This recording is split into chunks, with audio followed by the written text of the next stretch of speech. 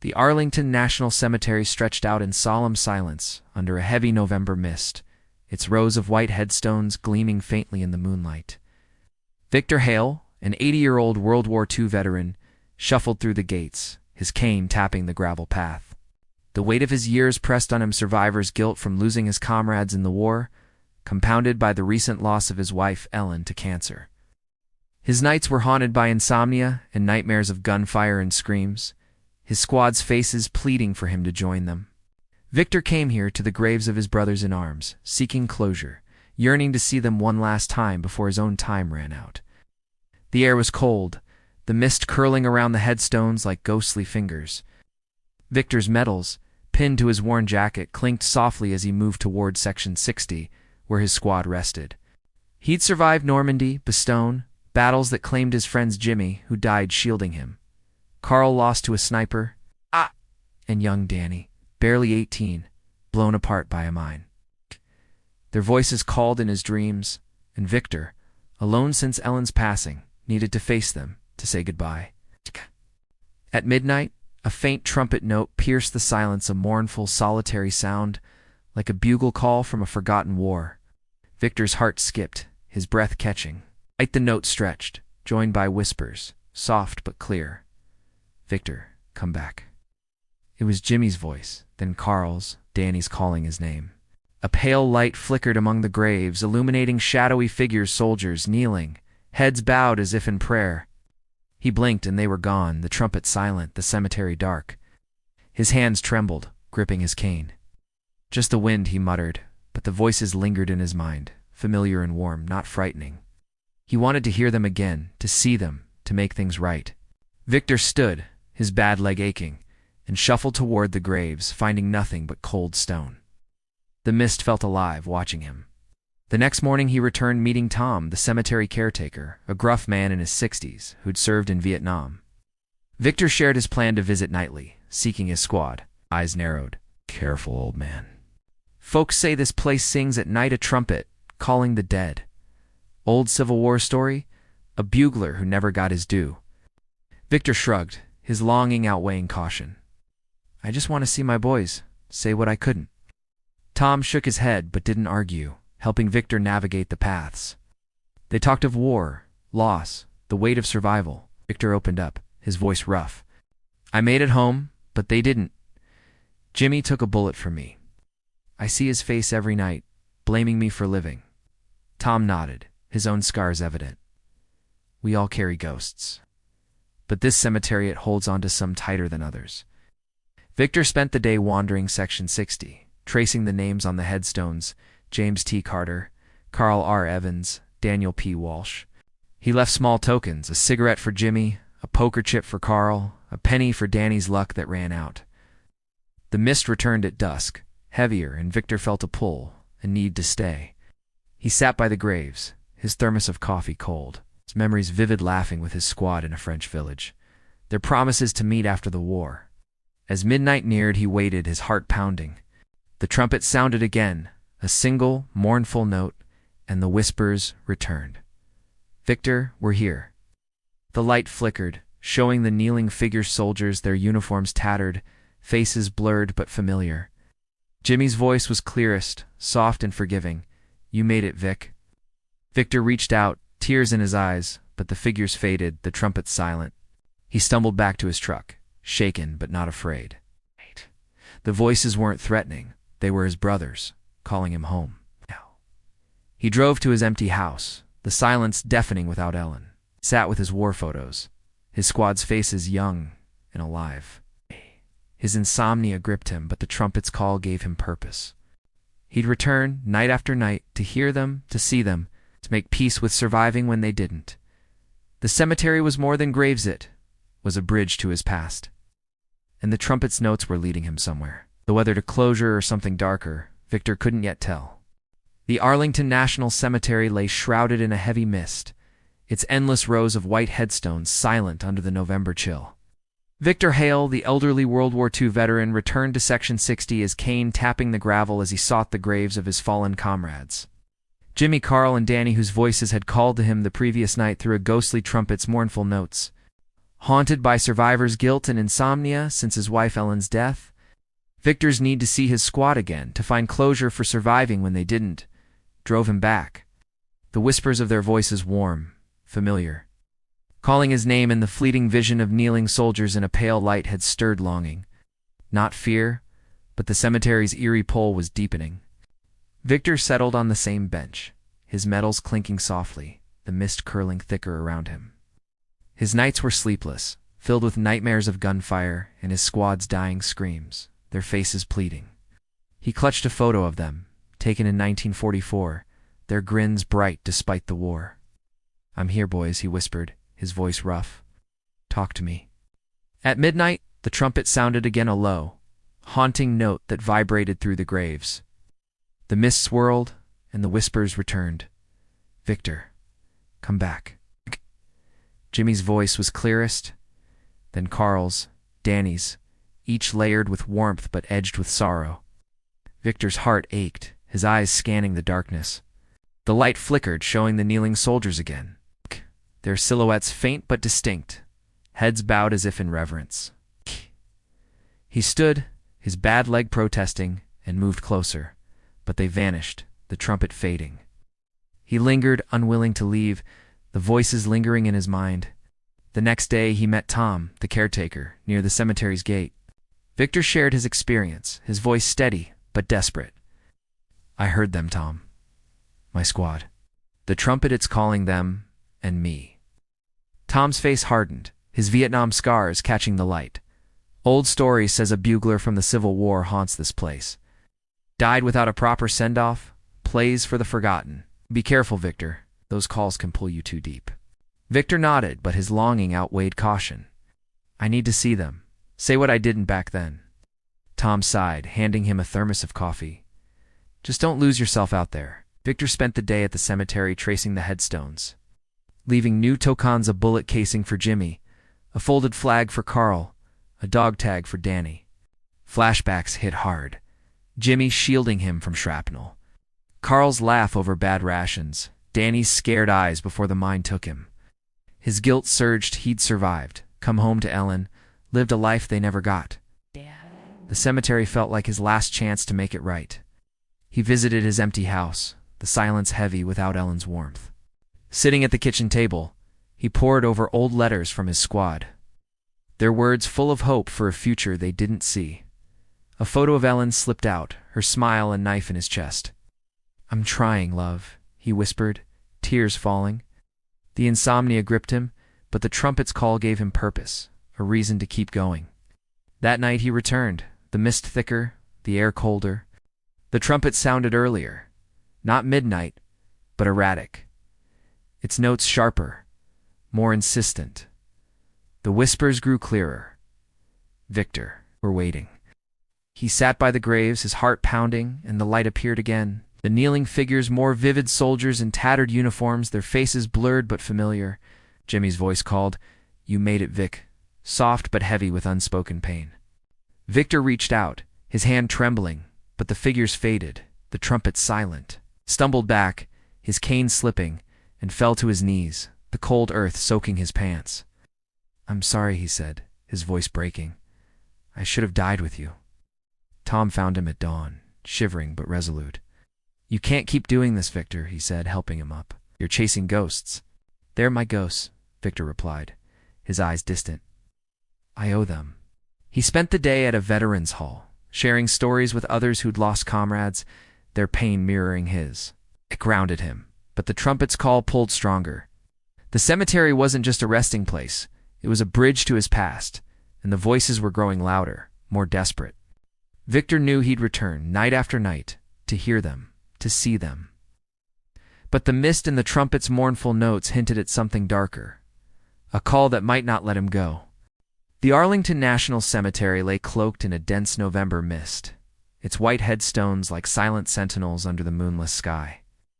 Victor Hale, the elderly World War II veteran, returned to Section 60, his cane sinking into the damp earth as he sought the graves of his fallen comrades, Jimmy, Carl, and Danny. Their voices, carried by a ghostly trumpet's mournful notes, called to him night after night, stirring his survivor's guilt and insomnia since his wife Ellen's death.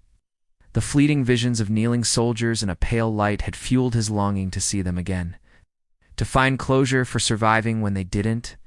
But the cemetery's eerie pull was growing stronger, the whispers sharper, hinting at something beyond nostalgia. Victor settled on his bench, his medals heavy against his chest, the mist curling around him like a living thing. His nights were sleepless, haunted by memories of gunfire, screams, and his squad's faces Jimmy's sacrifice. Carl's laughter, Danny's youth cut short in the war. He clutched their photo, their grins a painful reminder of promises unkept. "I'm here, boys," he whispered, his voice rough with age and grief. "Show me you're there." At midnight, the trumpet blared a loud, piercing note that shook the air, unlike the soft calls before. The mist thickened, swirling into shapes. And faint silhouettes emerged among the grave soldiers, standing at attention, their forms ghostly but distinct. Victor's heart pounded, his breath catching as the whispers grew clear. "Victor, join us." Jimmy's voice led, followed by Carl's, then Danny's, each name a stab of longing. He stood, his bad leg trembling, and moved closer. The silhouettes shifted, their outlines sharper tattered uniforms, shadowed faces. They didn't move, but their presence felt heavy, expectant. "Jimmy," Victor called, his voice breaking. The mist parted, revealing one figure clearer, Jimmy, his eyes hollow but familiar, staring back. The trumpet's note stretched, mournful, and the silhouettes faded, the voices silent. Victor stumbled back, his cane slipping, his heart racing. The cemetery wasn't just calling, it was showing him something. He returned at dawn, finding Tom, the caretaker, sweeping the paths. "I saw them," Victor said, his voice urgent. "My squad standing there like they're waiting." Tom's eyes darkened, his Vietnam scars stark in the morning light. That bugler legend Civil War soldier never buried right. "They say his trumpet calls the dead to formation. You're hearing things you shouldn't, Victor." "Need to see them," Victor insisted, his longing outweighing fear. "They're my brothers." "What?" Tom shook his head. "You're digging too deep. This place doesn't let go easy." Victor spent the day at the cemetery tracing the headstones, his fingers lingering on Jimmy's name. Flashbacks hit hard, Jimmy's body shielding him. Carl's last joke, Danny's scream before the mine. His guilt surged. He'd lived, married Ellen, while they lay here. He visited the library, digging into cemetery records. A faded journal mentioned a bugler, Private Amos Reed, killed in 1863, his body lost, his trumpet sounding for unburied souls. Victor's pulse quickened. The calls were tied to the forgotten, like his squad. At a veterans' hall, he shared coffee with others, their stories of loss mirroring his. "I hear them at night," he admitted, his voice low. "My squad, calling me back." A woman, a Korean war vet, nodded. "Some places hold on to pain. Be careful what you answer." The break grounded him, but the trumpet's call pulled stronger. That night he returned, the mist heavier, the air colder. The trumpet sounded before midnight, its notes sharp, commanding. The silhouettes reappeared, standing in rows.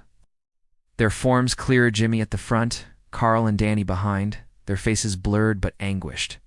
"Victor, we're here," they whispered, their voices layered with pain.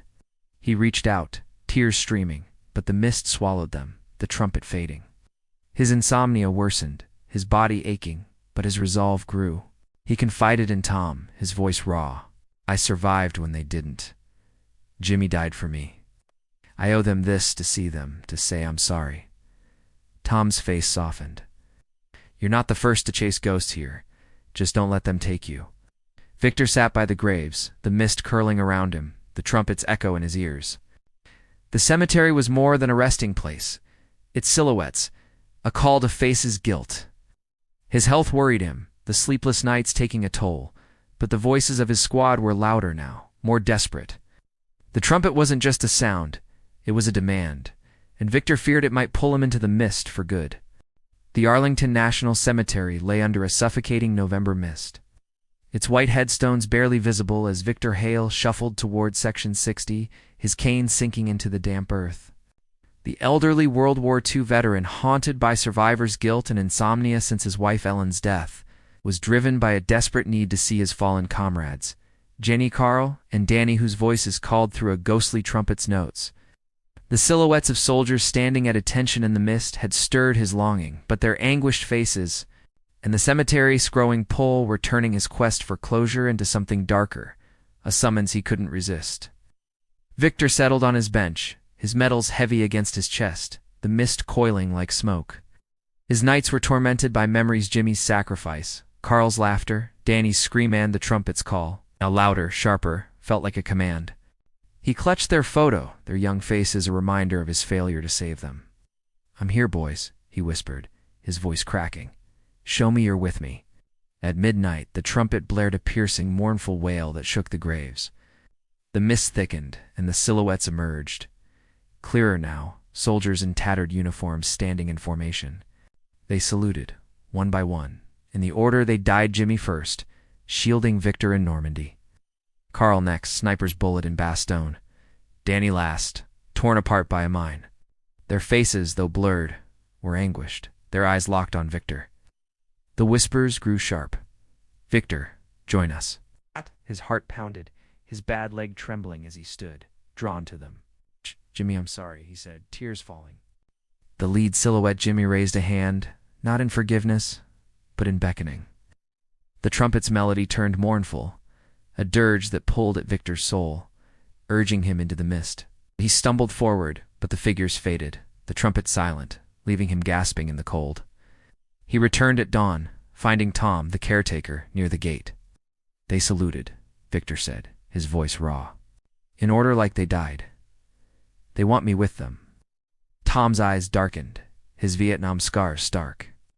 "That bugler, Amos Reddy, calls the lost to formation. You're not just seeing them, Victor. They're pulling you. I need to face them," Victor insisted, his guilt outweighing fear. "I lived, they didn't." Tom gripped his shoulder. "You're walking a thin line, old man. Don't cross it." Victor spent the day at the cemetery tracing the headstones, his fingers lingering on Danny's name. Flashbacks hit Jimmy's body crumpling, Carl's blood in the snow, Danny's scream cut short. His guilt was a weight. Loved Ellen while they lay here.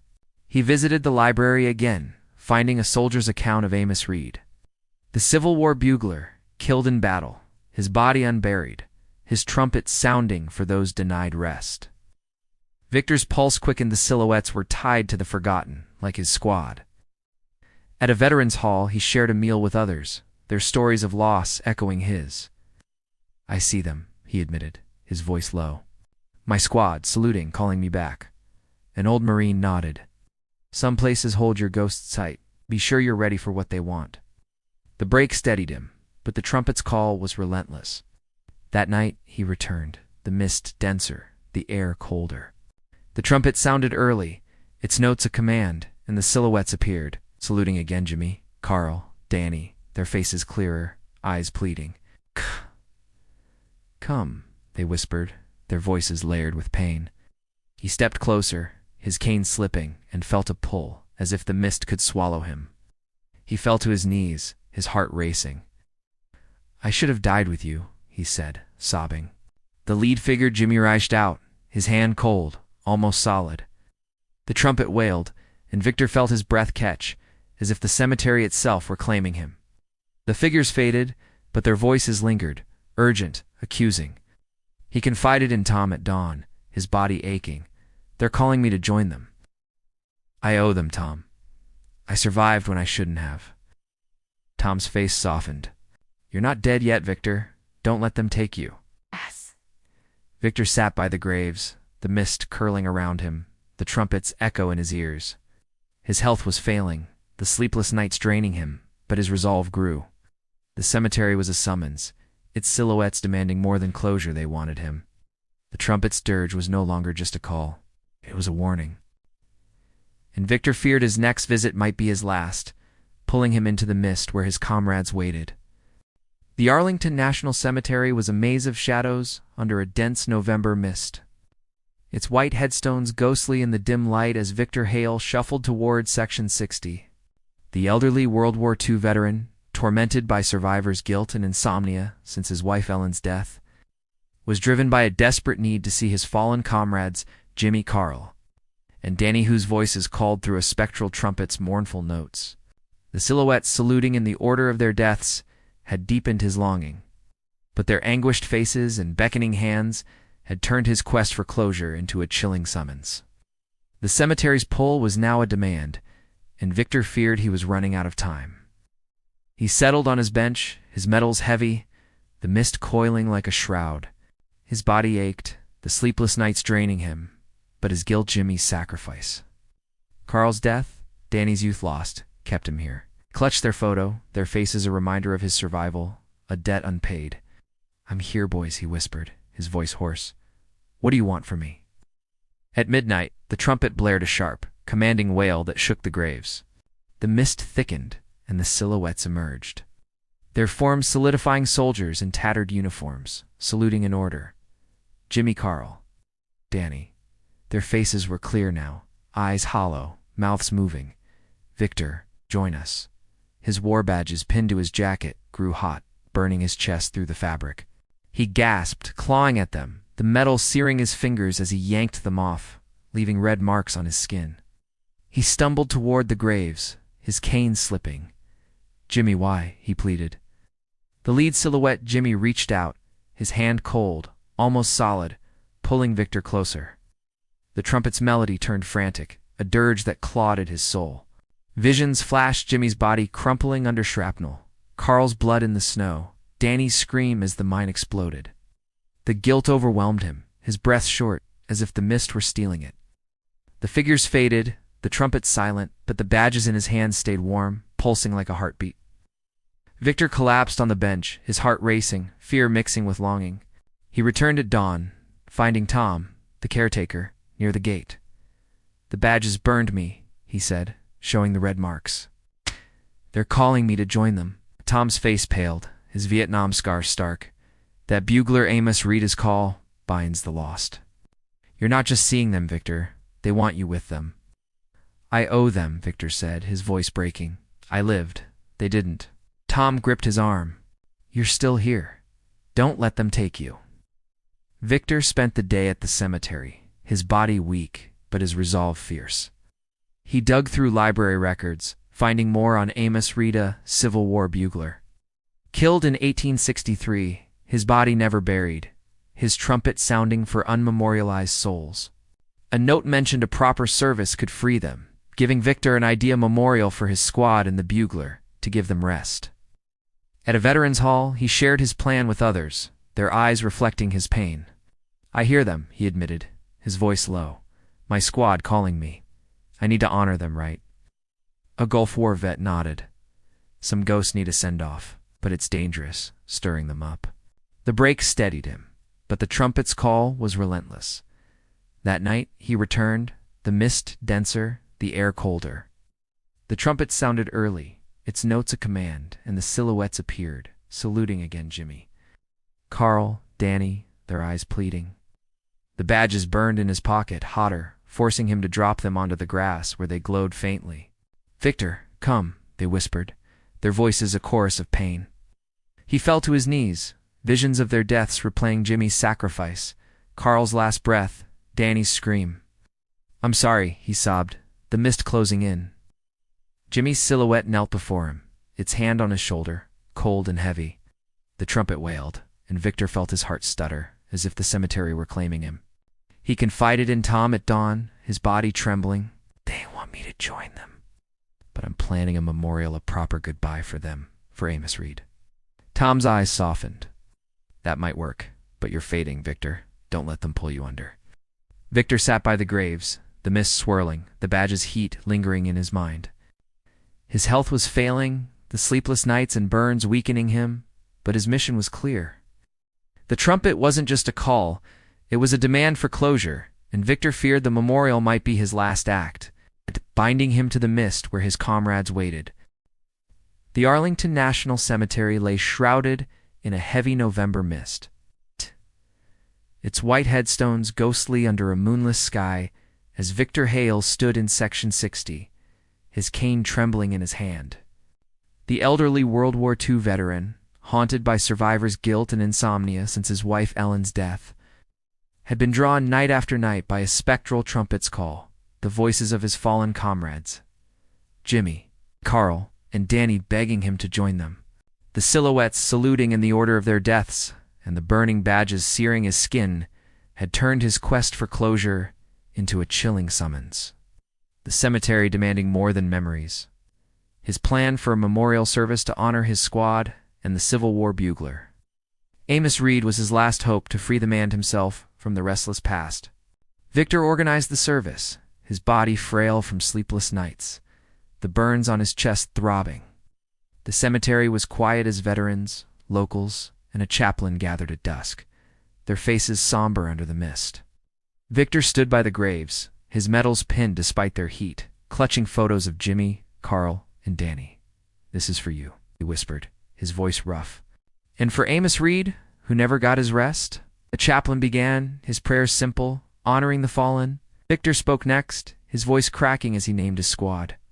Counting their courage, Jimmy's sacrifice, Carl's loyalty, Danny's youth.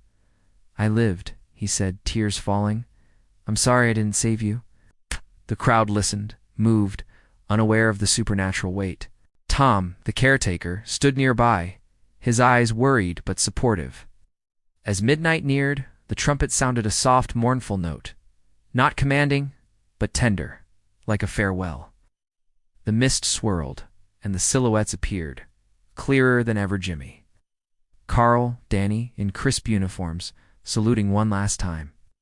Their faces were peaceful, no longer anguished, their eyes warm with forgiveness.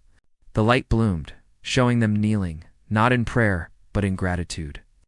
Joined by a new figure, Amos Reed, his bugle glowing faintly. Victor's heart pounded, the badges warm but not burning, a gentle heat.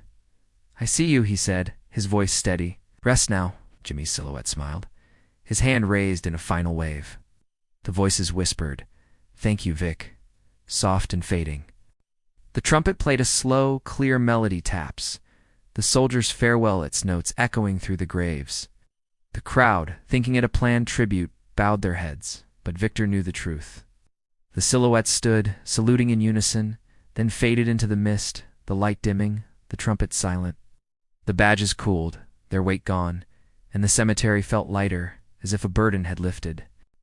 The service ended, the crowd dispersing, their murmurs of respect lingering.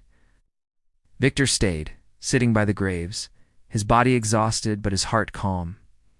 Tom approached, his face relieved. "You did it, Victor. They're at peace." Victor nodded, tears in his eyes. "I felt them go. They forgave me." He drove home, the silence of his house no longer heavy. That night he slept deeply for the first time in years. No nightmares, no gunfire, only the faint echo of taps, warm and distant. He dreamed of his squad, Jimmy laughing, Carl joking, Danny grinning, standing with Ellen, waving from a sunlit field. "We're okay, Vic," they said, their voices a comfort. Morning came, and Victor woke refreshed, his insomnia gone. He visited the cemetery one last time, the mist thin, the headstones bright. He left fresh tokenza flower for Jimmy, a coin for Carl, a letter for Danny. The graves felt different, not empty, but resting, their pull gone. He sat with Tom, sharing coffee, his body weak, but his spirit strong. "They're gone," he said, smiling. "I did right by them." Tom nodded. "You gave them what they needed." Not everyone gets that chance. Victor's guilt had eased, his comrades' forgiveness a balm. He returned home, sorting through their photos, his memories now bittersweet, not painful. But as he fell asleep that night, a faint trumpet note echoed in his dreams, soft, like a whisper of Amos Reed's bugle. It wasn't a summons, but a reminder the cemetery held memories. And though his squad rested, their voices lingered in the mist. Victor lived on, his days quieter, his sleep steady, but he never returned to Section 60 at midnight. The trumpet had played its farewell, and he'd honored his debt. But the faint note in his dreams left a question: had he freed them, or had they freed him? The cemetery stood silent, its mist waiting, as if the next call might sound for someone else.